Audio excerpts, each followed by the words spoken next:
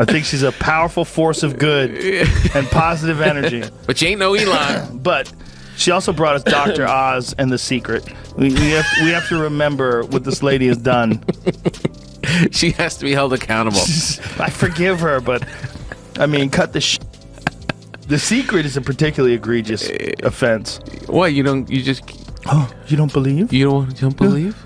Believe? I want to be rich. I am rich. I imagine myself flying. I can fly.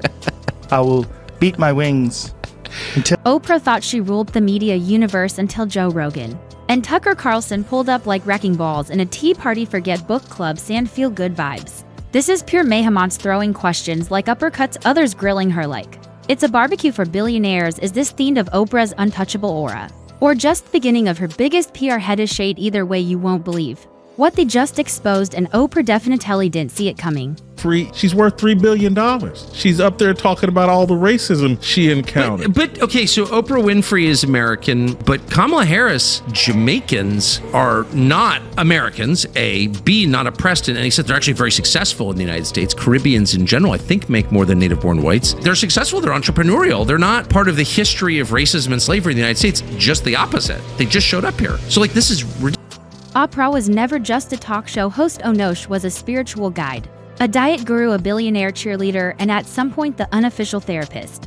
For every suburban mom in America for decades, her approval was gold, her disapproval a death sentence. She gave away cars like Indy turned random authors into household names and summoned tears from people who didn't even know why they were crying. Joe Rogan is calling out Oprah and Michelle Obama for hypocritical speeches at the DNC. Watches up there, talking about income inequality like, hey lady, yeah, I know you were richest, like how is that equal, and all but apparently.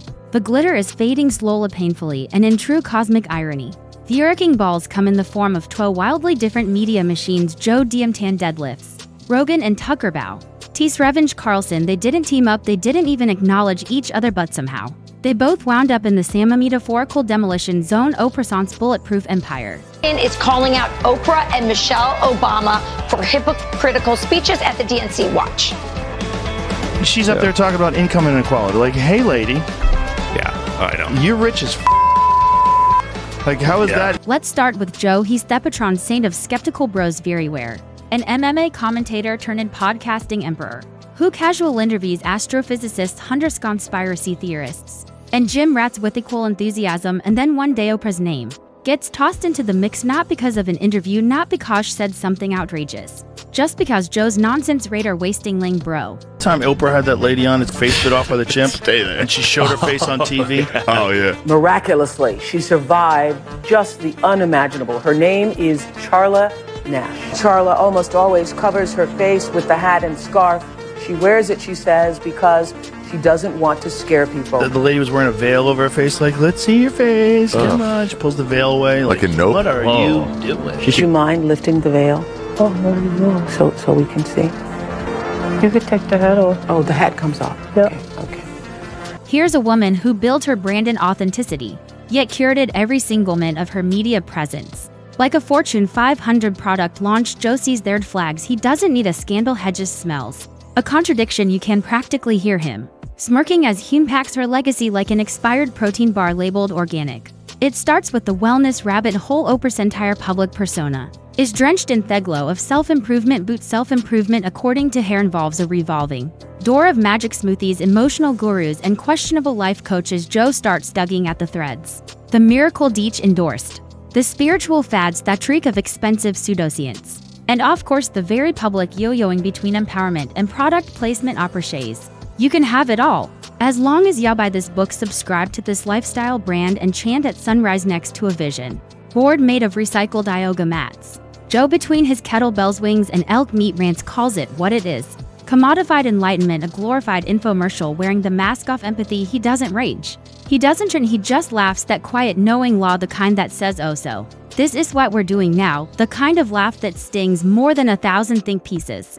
On abortion. If you do not have autonomy over this, if you cannot control when and how you choose to bring your children into this world and how they are raised and supported, there is no American dream. There's no American dream without abortion.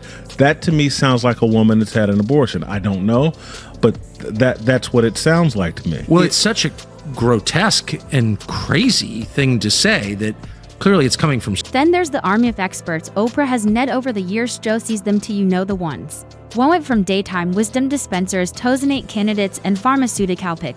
It's like Oprah opened a portal where charisma replaces credentials. And Joe is just over here watching the circus with popcorn, organic, non-GMO, of course. He starts asking inconvenient questions, not the dramatic gotcha kind. Simple ones, the kind that unravel the whole illusion. Like, why does the queen of authenticity surround herself with so many people who ended up in disasters? Why does every heartfelt mint feel like a trailer for a new product launch? And why, oh why? Does the woman who preach being real have a media operation that rivals the Pentagon in secrecy? And Control Joe doesn't need toil, the contradictions do all the heavy lifting. And as his audience leans in line questioning, eye-rolling opera speedistal starts looking a lot less. Interview? No. She's off the rails. Yeah, Off the rails. I heard about it. Into fucking wine mom country again. Wow. I'm a gun owner. Tim Walz is a gun. know that. If somebody breaks in my house, they're getting shot. Yes, I hear that. Tim Dillon is the best. Tim Dillon's like, she's saying gypsy curses. What is she saying? Now cut to Tucker Carlson, a completely different beast where Joe wields humor and curiosity. Like a scalpel, Tucker walks in swinging a sledgehammer wrapped in American flag decals. Oprah and Tucker's universe isn't just a media figure, she's a symbol. A soft-spoken Trojan horse for every elite narrativist establishment wants you to swallow. Doesn't care about her book club, he doesn't care about her favorite things. He sees a billionaire cloaked in compassion feeding the public moral lectures. From a marble kitchen in Montecito to Tucker, Oprah is the smiling face of selective outrage. She speaks up when it's trendy, stays silent when it's risky, and always finds a way to land softly on the right side of corporate approval. Her brand is meticulously polished, and that's the problem. He starts digging into her endorsements, the political ones, the cultural ones.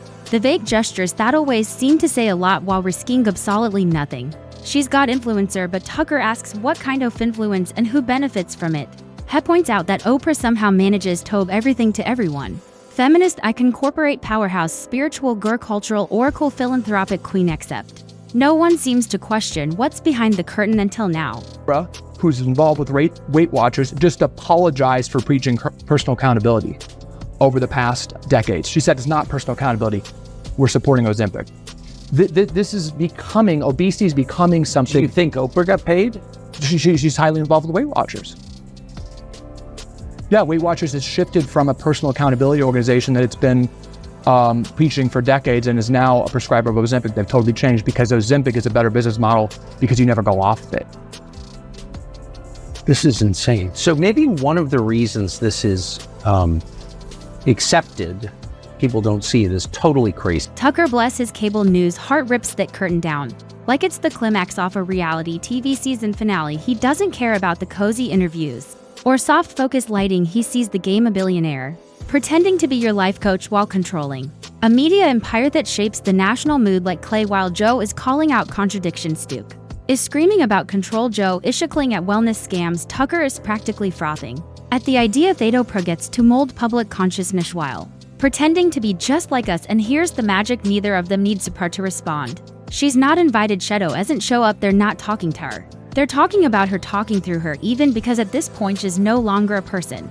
In their commentary, she's a symbol. Joe sees her as a cautionary tale of brand over substance. Tucker sees her as an elite puppet master cloaked in daytime charm, and somehow they both agree on one thing: Oprah might still be selling hope, but fewer people are buying it. What makes this even more brutal is the contrast. Joe does it with ease. He sounds amused. Tucker does it with fire. He sounds betrayed. And in both cases, Oprah's empire doesn't just get questioned, it gets dismantled piece by carefully mocked piece. They don't need a smoking in. No scandal, no shocking quote, just relentless pointing out of things that should have been obvious all along. See? Fall down. Yes, and it's honestly... She's a little old to be falling down. You loved it? I loved it. Wow. Loved it. She didn't get hurt. People get hurt. She's fine. She's dead. She died? Yes. All right. Ding dong. The witch is dead. She did. Imagine if she did, and I was if she died from the fall. About her. Yeah, we're fucked. No, she didn't die. No, she's fine. I just think she looks like she got hurt. It's nice to see billionaires fall. Why is Oprah promoting simplicity while living on a 65-acre estate? Why does she speak of empowerment while profiting from billion-dollar branding deals? based on other people's trauma, and why does she choose to speak out only when public opinion is already in her favor? These aren't personal attacks. They're critiques delivered with a dose of irony, and the internet is devouring them like the last slice of pizza at a wellness retreat. Joe's fans laugh and nod in recognition. Tucker's audience frowns thoughtfully and nods too, to very different groups, each with a different worldview, yet both are beginning to ask the same question. Maybe Oprah isn't the untouchable moral guide we once believed. What's striking is that Joe and Tucker never coordinated, they never shared notes. Yet they both saw the same issues forming beneath the polished image. When voices from opposite sides of the media world come to the same conclusion, it's not just coincidence. It begins to feel like a cultural reckoning. This is not a cancellation. Oprah is far too prominent for that. What's happening is more subtle and more damaging. It is a slow loss of public trust. People are no longer cheering, they are starting to question, and that quiet shift in perception is often more destructive than a scandal. When The Secret came out, I want to say that was like 2006-ish. 2004. 2006, okay. Nice. So 12 years ago, she was 50 years old. How the fuck do you not know when you're 50 years old and worth $1 billion that that's not how it works? That it's hocus pocus. Yeah, it's not hocus pocus. Yeah. And to sell that to people is crazy. And that's a book that sold, I think I was reading it sold somewhere in the neighborhood of 20 million. Oprah isn't defending herself. She's not going on podcasts or issuing responses on television. She remains silent, perhaps hoping the criticism will fade. But once people begin to doubt the image, it's nearly impossible to restore it. Viewers, remember, they share clips. They begin to contrast the woman who urged them to discover their truth with the empire she created by marketing hers. At the center of this moment are Joe and Tucker. Joe critiques with calm observation. Tucker comes in with force. One uses dry humor and logic. The other delivers fierce commentary. Even without joining forces, they are both applying pressure. They are shaking the image, if not toppling it completely. Even Oprah's most loyal fans are beginning to feel unsure. Because when the public realizes that their media icon might simply be another powerful brand, they begin to ask harder questions. Who gave her the crown? Why did we follow so unquestioningly? And why didn't we see it earlier? What makes this especially impactful is the timing. Culture has shifted. Oprah once represented the gold standard of moral guidance. Now, she risks becoming a symbol of an older, less transparent media age that no longer fits the digital era. Or I want to say disturbing, but it was confusing when that was taking hold with people.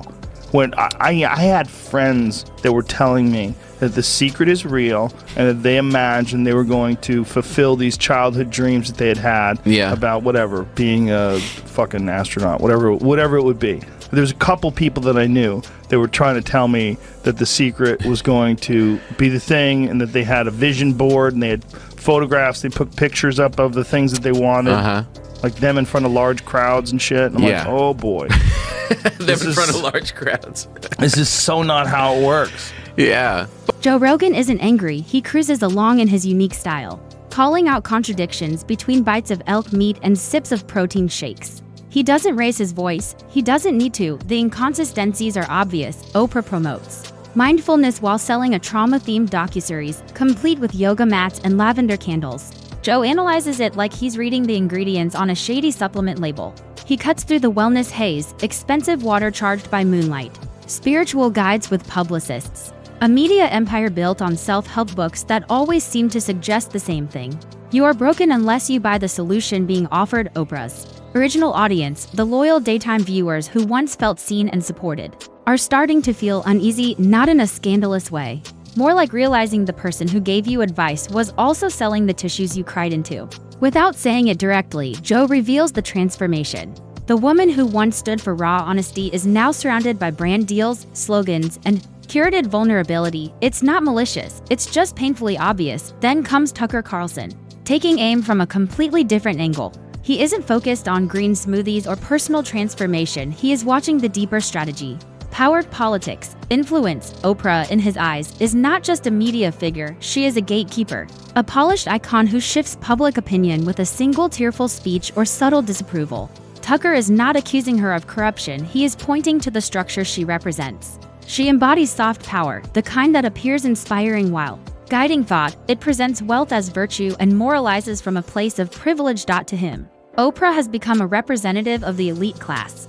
She offers comfort to the public while dining with executives. She gives motivational speeches while floating just out of reach on a cushion of wealth. And reputation. The critique stings because it feels true. Tucker doesn't need to shout accusations. He lays out the facts: billionaire, brand ambassador, influencer of public values, platform for pseudoscience, a cultural voice that somehow manages to represent every side at once. He doesn't need to label her as dangerous. He simply asks how someone can hold that much power, possess that much wealth, and still be accepted as the voice of the average person. That is the real illusion.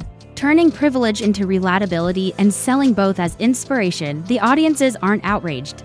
They aren't taking to the streets. They are doing something much more dangerous to the Oprah brand. They are pausing, reflecting, and starting to doubt.